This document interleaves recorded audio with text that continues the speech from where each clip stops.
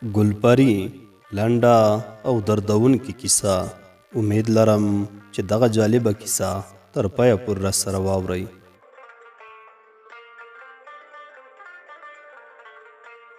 تپه تیاره وه، نه پوهېدم چې موټر مې په کوم موشم کې روان کړی و. کله به چې کوم بل موټر مخامخ راغی او د چراغونو وړانګې به یې زما موټر ته راننوتې، نو په قرار به مې پر اکسلیټر پښه سسته کړه او په بره لګېدلې هنداره کې به مې د شاته ناستو چادريوالو میلمنو د نندارې هڅه وکړه. دا وخت زه په سوچونو کې ډوب وم. را په یاد شو چې څنګه مې له ښاره د کور پر لور حرکت وکړ. په دې ماښام مې د کور لپاره څه سودا هم له ځانه سره واخیسته. خپل موټر ته چې پر سر یې په یوه ګروپ کې د ټیکسي لمبر لګېدلی و، ور پورته شوم. ساعت ته مې وکتل، له ځانه سره مې کور ته د تګ نیت وکړ. زموږ ولسوالي له ښاره نږدې 30 کیلومتره لرې وه. ما به په ښار کې ټیکسي ګرځوله او په اونۍ کې به ایله یو ځل کور ته تلم. دا وخت لمر نږدې و، خپله اروا د تیارو غیږ ته وسپاري. ما هم نور نه غوښتل چې کوم کس دې په ښار کې د سوارلۍ په نیت پورته کړم. موټر مې چالان کړ او په یو بغ له ښاره د وتو په حال کې وم. کله به چې کور ته ماښام مهال روانېدم، نو په هډه کې به مې یو او بل لور سترګې وګرځولې. کوم کلیوال به چې د کلي له موټرونو پاتې وو، نو د خدای د رضا لپاره به مې له ځان سره پورته کړ. کله به مې چې کلي ته ورساوه، پر جیب به یې ګوتې وهلې. ما به ورته ویل چې دعا کوه او د پیسو په تمه دې نه یم. هغه به که زوړ و که ځوان، په دلو دلو دعاګانې به یې راته وکړي. دې کار به راته یو ډول ډاډ او اطمینان راوباښه او پر خپل دغه عمل به خوشحاله وم. په دې ماښام مې په اډه کې 2 چادريوالې ولیدې. یوې لاس راوت کړ، په اشاره یې راته د درېدو وویل. ما موټر د هغوی تر خوا ودراوه.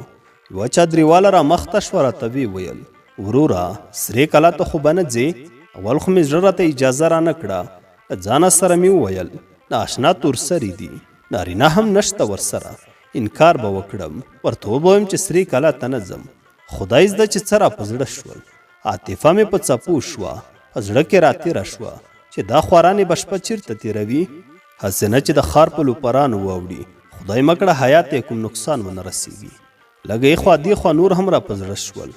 ما لا سوچ کوه چې نوموړې مېرمنې راته یو ځل بیا وویل: ای ځوانه، د کلي موټر رانه تللی دي، دلته راباندې شپه راځي، ثواب به دې وشي. که شنه کنډو پورې دې ورسولو، کرایه به دې هم درکړو. پر زړه مې د رحم اوبه توی شوې. د دروازې قیدونه مې پورته کړل، ورته د کېناستو مې وویل. هغوی له حرکاتو داسې وښودله چې زما پر دغې پرېکړې خوشحاله شوې. کله مې چې موټر روان کړ، د عطرو خوږ بوی مې تر پوزې شو. بیا پر ځان نه یم پوه شوی چې له ښاره په کومه ووتم. په زړه کې به مې ویل چې که وتوانېږم د دویمې چادريوالې خبرې واورم. له ځانه سره مې وویل: ښایي هغه پیغله وي او له حیا څه نه وایي. ښایي د داسې حسن او ښایست خاونده وي چې کله مخه چادري پورته شي، نو موټر به مې د مخ په پلوشو کې ډوب شي. بیا به مې د نفس د طغیاني تصمیم له مخې هغه څه را په زړه شول چې له اخلاقي تقدسه به راته تېری ښکاره شو. دا وخت به مې پر خپل نفس د نه حاکمیت اندېښنې پر خپل ایمان وډارولم. څو ځله به مې پټې توبې ویستلې او پر خپل دریځ به پښیمانه شوه. موټر مې لا د خامه سړک پر لوړو ژورو کې مخ ته پرته لار له پښو تېروله چې پوخ عمرې ښځې ستونی راښکته کړ او ویې ویل: استاذه، موټر خو به دې خپل وي؟ ما سم د واره ورته وویل: هو، موټر مې خپل دی، په ښار کې پرې پیسې ګټم، ساعت مې تیر دی. ما دا خبرې د یوه خاص هدف لپاره وغځولې. دا وخت مېرمنې وپوښتل: ښځه لرې؟ بچي مچي دې شته؟ دا وخت مې د خپلې مړې مېرمنې څېره سترګو ته شوه چې په مینه مې ورسره واده وکړ او له 6 میاشتو وروسته له ژوند سره د تل لپاره مخه وکړه. زه لږه شېبه چوپ وم. فکر مې کاوه چې دغه مېرمن ښایي د خپلې ترڅنګ ناستې ملګرې لپاره د کوم مناسب ځای په لټه کې وي. دا وخت مې په ذهن کې د خاموشي چاردیوالي خیالي تصویر راغی، لکه د باګرام ترکه، لکه د چین ښاپیرۍ او لکه د جنت حوره. له ځانه سره به مې په ذهن کې یوه په زلفو کې پټه پیغله ترسیم کړه چې له مخه به یې ښکلا څپې وهلې. بیا به مې خپله خیالي ښکلا د هغې چاردیوالي صورت ته وبخله چې فکر مې کاوه پیغله ده. زه د همدې سودا په تصویر کې ورک وم چې ښځې راته وویل: استاذه، څنګه غلی شوې؟ زر مې ورته وویل: نه ترور جانې، واده مې نه دی کړی. دا وخت یو موټر مخامخ را روان و. کرار کرار ته چراغونو وړانګو زما د موټر وروستی سیټ روښانه کاوه. په هنداره کې مې ولیدل چې په خمرې ښځې خپل مخ لوڅ کړی. ما هم له اکسلیټره پښه سسته کړه. سترګې مې په هغه تصویر کې خښې کړې وې چې پر هنداره به کله څرګنده او کله به د موټر له جمپ سره ورک شو. زما اټکل پر ځای و. هغه د همدومره عمر ښځه وه، خو لا یې هم د خپلې ځوانۍ رنګ او روغن له لاسه نه و ورکړی. صورت یې پر غوښو آباد و او پر مخ یې نور او نمک نڅا کوله. راته یې وویل استاذه ستا په شان ښه سړی چېرته پیدا کیږي؟ خدای درته ښایسته ځواني هم درکړي، تا ته د ښځو څه کمی دی؟ بیا یې وویل په چا دې جرګه او مرکه کړې او که نه؟ دا وخت نو ما په زړه کې ګوډې ماتولې. پر مخ مې لاس راښکله ځانه مې تمه پیدا شوه. د همدې ورځې په سهار مې خپله ږیره د چا خبره چپاتراش تراشلې وه. پر شونډو مې لمده ژبه راښکله او له ځان سره مې وویل انځرګله بچیش لکه چې کار وشو. پوه شوم چې د هغې مېرمنې د پوښتنې ځواب مې نه دی ورکړی. ورته ومې ویل ترور جانې د قسمت خبرې دي، تر اوسه مې جینۍ نه ده خوښه شوې.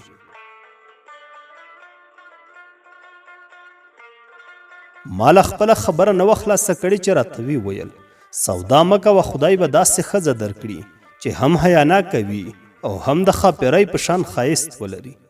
د جینۍ کور هم د سم ځای په لټه کې وي. ستا د ښایسته ځوانۍ سره ښایسته ښځه مناسبه ده.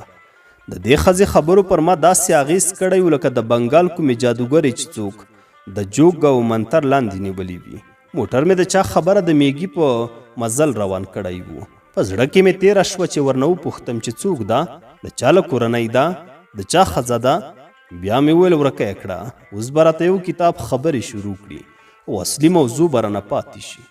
دا وخت مې زړه د زمري کړ او ورته مې وویل ترورې دا به د لور وي؟ هغه لکه چې همدې خبرې ته انتظار وه.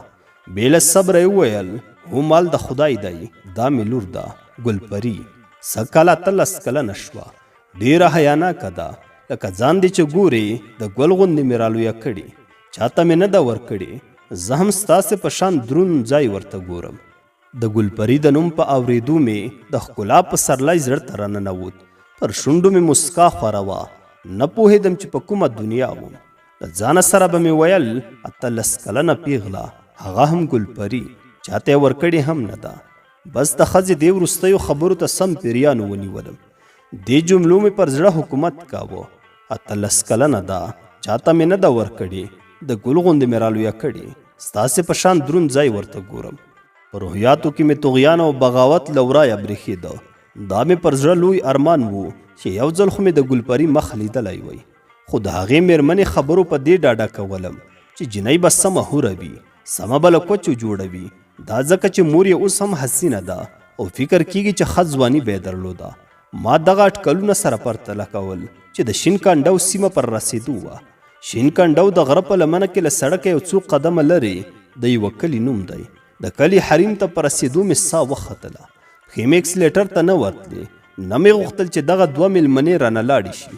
له ځانه سره مې په دې هنر فکر کاوه چې څنګه وکولی شم هغوی په دې قانع کړم چې شپه له ما سره وکړئ. له ځانه سره به مې وویل چې خپل کور ته به یې بوزم او بیا به د کور د ښځو له خولې د ګلپري د ښایست په باب کیسه واورم او ښایي د دې چانس ومومم چې د چراغ رڼا ته یې وګورم او د ښکلا ننداره یې وکړم. کله چې د شنه کنډو برید ته ورسېدم، مېرمنې را باندې غږ کړ په ځوانۍ د برکت شه، همدلته مو ودروه. ما چې هر څومره ورته وویل چاپړوسي ټینګار مې وکړ چې شپه به له ما سره وکړئ. کوم ځای ونه نیوه. موټر مې په تپ په تیاره کې د یو ګړنګ پر سر ودراوه. چراغونه مې ورته روښانه پرېښودل. د شین کنډو کلي ته څو قدمه پیاده لاره وه. هلته د موټر د تګ امکان نه و. دا وخت مې داسې احساس وکړ لکه 2 قیمتي مرغان مې چې له ګوتو الوزي، لکه 2 ښاپیرۍ چې رانه رسخت اخلي. له وخت نه په ګټې پورته کولو مې د موټر دننه ګروپ روښانه کړ. هغوی ځان راټولاوه. په خمرې مېرمنې راته معناداره مسکا وکړه او په ډېر څه یې وپوهولم. دا وخت مې فهم او شعور له لاسه ورکړل. ځان رانه په یوه نامعلوم حالت کې ورک شو. هغې دویمې چادرېوالې ګلپري ته مې له شرمه نه شو کتلی. هغه لکه د یو میانه او مناسب قد پیغله سر تر پښو په چادري کې پټه وه. ان تر دې چې زه د لاسونو په لیدلو هم بریالی نه شوم. دوی دواړه ښکته شوې. په خمرې مېرمنې وویل راشه چې د خپل کور پته درکړم، بیا به له خیره راشي. دا نو د دې مېرمنې یو بل وروستی پیغام و چې زما زړه ورسره د هوس ټوپونه ووهل. هغه یو څو قدمه د مخه شوه، زه ورسره غبرګ روان وم. د یوه ګړنګ پر سر ودرېدو. مېرمنې کلي ته ګوته ونیوله. په تپ په تیاره کې یې راته وویل هغه د غره په لمن کې په هغه کور کې رڼا ګورې، هغه زموږ کور دی. ماله په چراغ کې سترګې ګنډلې وې چې د شا له خوا د کلاشینکوف د لټ له اواز سره راباندې غږ وشو. شور ونه خورې، لاسونه پورته کا، که نه مازغه به دې وشیندم. ویرې واخیستم، زړه مې په درزېدو شو، لاسونه مې پورته نیولي وو. لږ په ډډه کوږ شوم، د موټر چراغ مې سترګې واخیستې. ګورم چې یو ځوان څادري له مخه وغورځوله. بې واکه او په ورخطا انداز مې له خولې ورته ووتل ته ګلپري. هغه په پوره ځواک په لغت ووهلم او ګړنګ ته یې وغورځولم.